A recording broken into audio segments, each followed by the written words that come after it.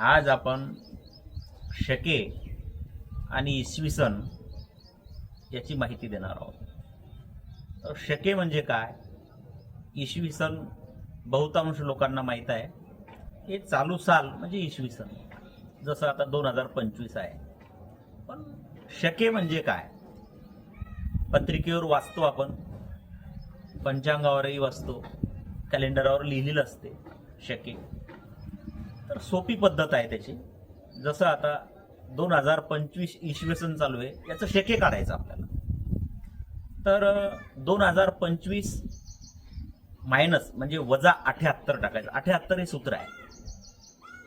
तर जे चालू शके आहे ते निघते. आता चालू शके आहे 1947.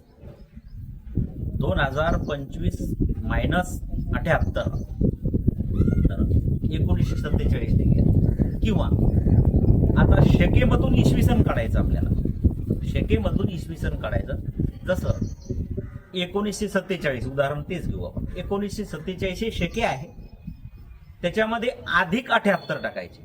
पहा, 78 सूत्र दोन्ही बाजूला वापरायचं. इसवी सन मधून शके काढायला मायनस करायचे 78 आणि शकेमधून इसवी सन काढायला अधिक त्याच्यामध्ये टाकायचे 78. 78 हे सूत्र आहे. कारण संवत्सर हा एक राजा होऊन गेला, तर त्याचं वय 78 होतं. म्हणून ते संवत्सर राजाचं वय 78 असल्यामुळे हे 78चं सूत्र इथं वापरायचं. म्हणजेच इसवी सन मधून शके निघते आणि शकेमधून इसवी सन निघते.